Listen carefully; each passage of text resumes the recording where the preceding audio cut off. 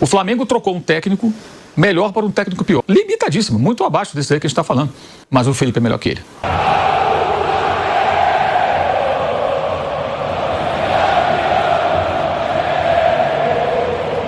Eu acho assim, é óbvio que o Carrascal é o grande vilão, algumas pessoas podem discutir aí o rigor do árbitro, o pé alto e tudo. Eu acho que você tem que entender o contexto, onde você está jogando. Você está jogando no Campeonato Brasileiro. Campeonato Brasileiro, árbitros brasileiros. Eles são rigorosos nesse tipo de lance.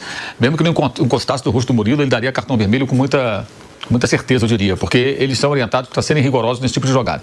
Antigamente o pé alto era cartão amarelo, hoje em dia mudou, muita coisa mudou no futebol. Um jogador que em pouco mais de 100 dias tem 3 cartões vermelhos contra Corinthians, e o custo disso foi perder a Supercopa para o Corinthians. O jogo mudou naquela expulsão, óbvio, segundo tempo todo com um homem a menos. Fluminense, que o jogo estava resolvido no final, o Flamengo passou ali um certo susto porque chamou o adversário com um homem a mais, né? E agora contra o Palmeiras a gente viu, o Flamengo dominava o jogo, era bem superior, o Palmeiras não tinha passado do meio campo, o Paquetá perdeu um gol cara a cara, ali não chutou, o goleiro defendeu, o Everton Araújo teve chance de finalizar, não conseguiu finalizar. O Flamengo jogava bem até e dominava a partida, poderia já estar em vantagem do placar. Aí quando tem a expulsão muda tudo, a expulsão com 20 minutos. Mas eu acho que essa questão que você aborda aí do que houve depois, acho que aí tem as digitais do técnico, né?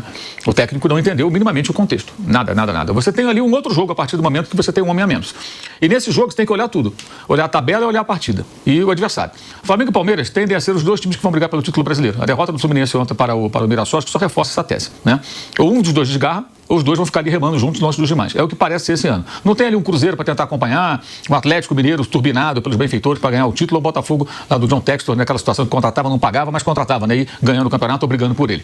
Você não tem mais esse cenário. Ou um Grêmio do Soares, não do Renato, o Grêmio do Soares, que brigou ali pelo título também, e se tivesse uma boa defesa, teria sido campeão em 2023, mas tinha uma das 4 ou 5 piores defesas do campeonato, apesar do Soares carregar o time literalmente nas costas. Não existe esse outro time. Vai surgir no segundo turno? Parece pouco provável. Então esse jogo vira quase um mata-mata. Como no ano passado foi um mata-mata. O Flamengo só foi campeão porque venceu o Palmeiras nos 2 jogos. O técnico tem a obrigação de conhecer esse histórico e ter essa noção. Aí você está jogando contra o Palmeiras, que é o adversário direto do Flamengo e vice-versa. Tem um homem a menos, você fala, o jogo mudou. O que você faz a partir de agora? Linha de 5 se defende. E fala, dá a bola pro Palmeiras, o Palmeiras se vira aí porque eu vou me defender. Vou jogar por uma bola, mas estou em casa com a torcida. Não interessa, a torcida vai ter que entender o contexto, o jogo é outro. O empate passa a ser interessante para o Flamengo, porque ele manteria uma diferença de 4 pontos, com um jogo a menos, poderia vencer esse jogo e ficar 1 ponto atrás, pensando na matemática. E, além do impacto de uma derrota, que tem um impacto anímico e tudo mais, evidentemente a derrota caixa-ponte por 3 gols. Ele fez o contrário, ele não mexeu no time, manteve o time, tomou o gol, o Flamengo continuou jogando como se tivessem 11 contra 11, o Palmeiras, óbvio, que aí ocupou mais o campo de ataque, começou a agredir mais, não estava atacando, mas com homem a mais saiu para o jogo. Embora não fosse nesse o plano do Palmeiras, claramente, né? Talvez jogar em transição, fosse alguma outro tipo de expectativa, né? Mas enfim, o Palmeiras faz o gol. Vem para o segundo tempo, qual é a óbvia medida que um técnico tem que ter? O técnico do time que está perdendo. Contenção, no caso do prejuízo em campo.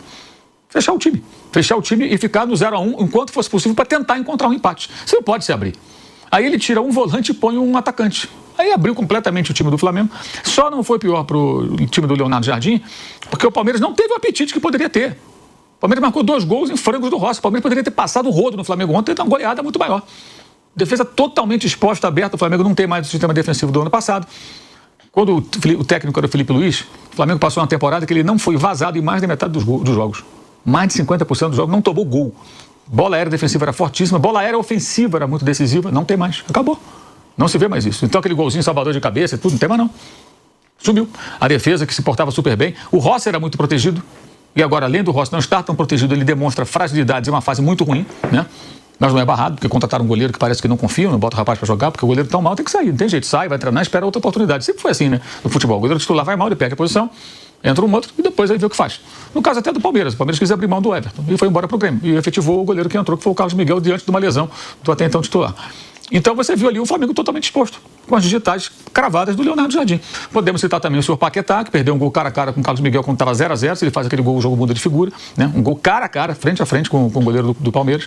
Então tem vários personagens aí. Claro que o Carrascal, o principal deles, é o grande vilão do ponto de vista do Flamengo, o grande herói para o Palmeiras, né? É o pitico da vez, digamos assim. O Leonardo Jardim foi muito mal, e eu acho que eu tenho uma conclusão assim, que eu ontem amadureci algo que eu já tinha em mente, eu vinha já falando, e ontem para mim ficou bem claro. O Flamengo trocou um técnico melhor para um técnico pior. Ambos são bons. Não estou dizendo que o Leonardo Jardim é ruim, que ele não vai ser campeão de nada, pode até ser campeão. Gente, o Flamengo quase foi campeão da Libertadores com o Renato Portaluppi, porra. Com jogadores bons tudo pode acontecer. Né? O Flamengo teve chance de ganhar. Com o Michael no final do jogo, o time era uma bagunça danada em Montevidéu e quase foi campeão com o Renato Portaluppi, que é um técnico limitadíssimo. Limitadíssimo, muito abaixo desse aí que a gente está falando. Então pode ser campeão com o Leonardo Jardim, que é melhor do que o Renato. mas o Felipe é melhor que ele. O Jardim só é mais experiente. Ontem ficou bem claro. Aí eu vou lembrar. Segundo jogo do Felipe como técnico do profissional foi contra o Corinthians, aqui em São Paulo, na Neoquímica Arena. O Bruno Henrique foi expulso com 27 minutos. O Flamengo tinha vencido por 1-0 do Maracanã. Semifinal da Copa do Brasil. Montou na linha de 5. Na época entrou o Fabrício Bruno. O Flamengo não correu risco praticamente. O Corinthians pouco assustou. Foi para a final e foi campeão. Libertadores. O senhor Plata é expulso aos 11 do segundo tempo. Expulsão rigorosa, mas foi expulso. Foi juvenil lá naquela disputa com o Marcos Rojo. Um homem a menos. Linha de 5, o Léo Ortiz até meio machucado, ficou até o final do jogo ali, que ele acabou com a temporada dele, não pôde mais voltar, né? Mas foi pro sacrifício, montou a linha de 5, o Racing praticamente não criou. Sustentou o empate e foi para a final. O Flamengo foi campeão. Flamengo e São Paulo. Plata foi expulso logo depois, o Flamengo fez 1-0. Foi na Vila Belmiro. Montou a linha de 5, tomou o empate, mas não perdeu o jogo. Pontinho valioso naquela disputa Flamengo e Palmeiras na reta final do campeonato. Porque naquele contexto, empatar já passou a ser bom. Você está jogando com um homem a menos por muito tempo. Né? Você é visitante, era na Vila, mas era o jogo no mando do São Paulo. Não era do Maracanã. Então, o entendimento que o Felipe tinha nessas situações, claro que nem sempre deu certo. Contra o Corinthians mesmo, com um homem a menos no segundo tempo. Né?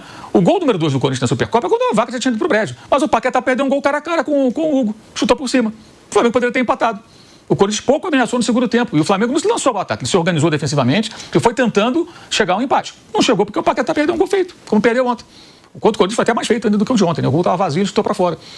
Então, a diferença dos dois técnicos, na hora de trabalhar numa adversidade, que, aliás, veja quantas expulsões o Flamengo tem, hein? Que é uma outra questão, que aí entra o seu José Boto, que é o grande gestor do departamento e tudo mais. O que o Felipe soube fazer não significa que você vai dar certo, gente. Mas ele tomou as atitudes corretas. O Jardim não soube. E a entrevista dele depois na coletiva, depois do jogo, é um desastre. Ele fala como se fosse obrigatório, por estar no Maracanã, se lançar o ataque. Não tem isso. Não tem isso. E eu percebi depois do jogo, assim, muitos torcedores entendendo o contexto que ele não compreendeu. Naquele cenário, você tem que fazer o quê? Agora eu estou com um a menos. Então, 20 minutos, cara, eu não tenho opção. Eu tenho que recuar, tentar sustentar o 0-0. Até porque o empate, detalhe, olhando a tabela, o empate passa a ser bom. E aí tem mais um agravante. Esse mesmo Palmeiras jogou contra o Corinthians os bons minutos com um homem a mais, depois 2 a mais. Não conseguiu marcar. Contra o Remo com um homem a mais, também não venceu o jogo. Então, você tendo tudo isso em mente, você pensa, cara, o meu adversário tem uma dificuldade aqui. Teve recentemente. Eu vou fechar o time, vou dar a bola para eles, vou tentar sustentar esse empate e ver o que eu consigo no decorrer do jogo.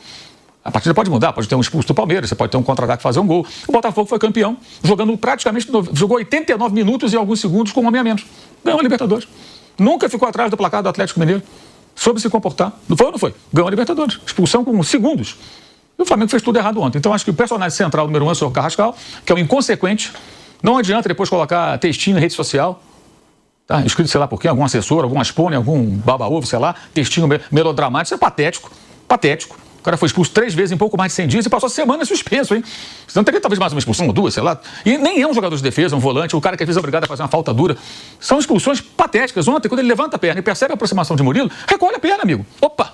Não. Dá uma solada ali na testa do rapaz, no rosto do rapaz, no rosto, né? Negócio patético. Quer dizer, o jogador tem o quê na cabeça? O jogador inconsequente, o jogador irresponsável. Irresponsável. E detalhe, ele quando chegou ao Flamengo, jogou bem, ele ganhou a posição no campo, jogando muito bem, ele abriu a porta, arrombou a porta, ganhou a posição do lado direito, teve um bom começo, mas esse ano é terrível. Esse ano dele é terrível. E teve proposta para sair, mais de uma, propostas superiores àquilo que o Flamengo pagou, e não venderam porque não quiseram. E quando você contrata o jogador, tem que avaliar tudo. Além da questão técnica, comportamento fora de campo e em campo, para saber se esse jogador se enquadra naquilo que você quer. E dentro de campo, o comportamento dele comprovadamente é um comportamento ruim. Além de ser outro arame liso, que não faz gol. Faz pouquíssimos gols para o jogador da sua posição. É mais um que não tem poder de finalização. Então aí entra também o senhor José Boto, que quando teve chance de vender, não vendeu. Podia ter vendido. Comprou por 16 ao todo, com comissão, 12 mais um pouco. Voltar o valor que paga o time russo lá, 12 milhões de euros, né? Ele nunca tinha valido mais do que 7, 8, mas saiu por 12. Começou bem e tal, teve proposta de 25, 23, 22, vende! É para ter vendido. Até porque quem lida no dia a dia conhece melhor do que a gente, cara. E você é perceptível. Mais do que nunca é perceptível. Então, acho que tem vários personagens aí que podem ser criticados. E o principal deles aí nisso tudo, o presidente do clube, que só fala com a Flamengo TV, que não dá entrevista para a imprensa praticamente, porque pode ser contestado, ou dá entrevista, como deu para o Rodrigo Capello, sobre aspectos outros que não são de futebol, administrativos e tal, dá uma longa entrevista, mas ele não vai falar com quem vai contestá-lo, por exemplo, a demissão do Felipe Luiz e a história do trem. Para onde vai o trem do senhor BAP, tendo o José Boto como maquinista? Né? Para onde vai? Ontem ele foi atropelado por um outro trem, que foi o trem do Palmeiras. Então fica aí essa pergunta, né? Que ainda tem essa história do áudio vazado na época, que é um áudio que ele usa essa expressão, essa metáfora. Quando você percebe que pegou um trem errado, você desce da primeira estação. Com base em que o BAP pode afirmar que o Felipe Luiz, campeão brasileiro, campeão da Copa do Brasil, campeão carioca, campeão da Libertadores, campeão da Taça Guanabara, tantos títulos, com base em que ele pode afirmar, ganhou da Supercopa também do Botafogo ano passado, né? Ele pode afirmar que esse rapaz era o trem errado, era o maquinista no trem errado. Com base em quê? É isso que eu pergunto. Como jogaria, eu pergunto a você, esse Flamengo do Leonardo Jardim contra o Bayern de Munique hoje? Contra o Chelsea hoje. Contra o PSG hoje. O PSG joga sábado que vem, final da Champions. O Flamengo venceu o Chelsea, campeão da Copa do Mundo. O Flamengo fez um jogo digno contra o Bayern, com erros individuais ali graves, mas enfrentou o adversário, um adversário fortíssimo. Né? Foi o único time que fez mais de 2 gols, fez 2 gols de diferença do Flamengo com o Felipe Luiz. O único, foi o Bayern. E na sequência o Flamengo faz aquele jogo com o PSG e leva para os pênaltis. Perde ali o Mundial nos pênaltis contra o PSG, que tinha massacrado a Inter de Milão na final da Champions, 5-0, aquela coisa toda, um time fortíssimo do Luiz Henrique. Como seria hoje? A gente nunca vai saber a resposta, se o Flamengo vai ser campeão ou não, seria campeão ou não com o Felipe, isso aí é bobagem. Mas uma constatação para mim óbvia, o Flamengo trocou um técnico menos experiente, tá? Mas melhor do que aquele que entrou, mais técnico do que o que entrou, que é mais experiente, mas não é melhor que o Felipe Luiz. E os dois são bons, tá? Só que o Felipe é melhor.